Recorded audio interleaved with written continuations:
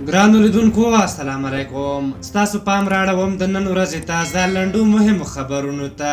پیل له زلمي خلیلزاده کوو. زلمی خلیلزاد وایي طالبان هوکړې ته ژمن او پر امریکایانو یې هېڅ برید نه دی کړی. نوموړي یو وار بیا ویلي چې طالبان د کابل او ننګرهار په وروستیو پیښو کې لاس نه لري. دغه راز خلیلزاد ویلي طالبان د سولې د هوکړې له مخې مکلف نه دي چې په افغان ځواکونو بریدونه ودروي. امرالله صالح د زلمي خلیلزاد د څرګندونو غبرګون کې نوموړي ته خطاب کې ویلي په انکار کولو نشي کولی د کابل او ننګرهار بریدونو کې د عامو خلکو په وینو د طالبانو ککړ لاسونه ووینځي. امرالله صالح ټینګار کړی چې د کابل برید طالبانو ترسره کړی.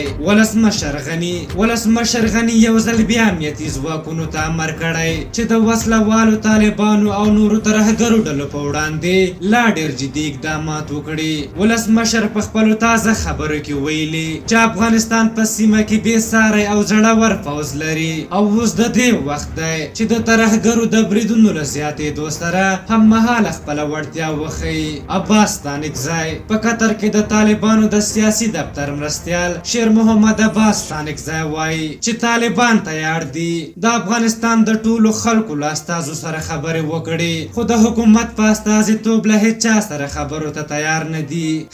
امریکا له هند غواړي سولو طالبانو سره مخامخ خبرې وکړي او له دغې ډلې سره خپلې ټولې اندېښنې شریکې کړي، خو د هند حکومت وایي دوی د افغانانو په مشرۍ او مالکیت د سولې له خبرو ملاتړ کوي او له طالبانو سره اړیکو او خبرو ته لیوالتیا نه لري.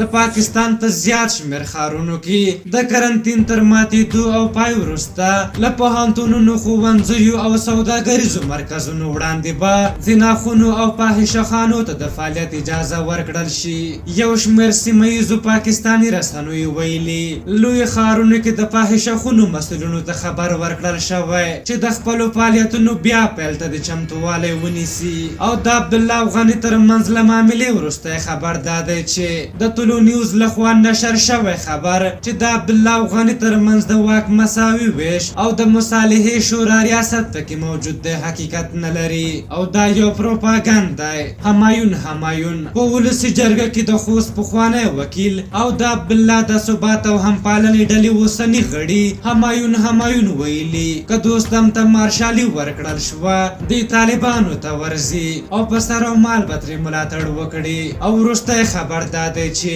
په هېواد کې د کرونا د مثبتو پیښو شمېر 6402 تنو ته رسېدلی او په تېرو 24 ساعتونو کې په هېواد کې د کرونا 349 مثبتې پیښې ثبت شوې او همداراز د کرونا 15 ناروغان مړه شوي. په هر حال دا و د نن ورځې تازه لنډ او مهم خبرونه. تر بیا چې ستاسو چوپړ ته راځم په لویه بخښونکي خدای مو سپارم. د الله په امان.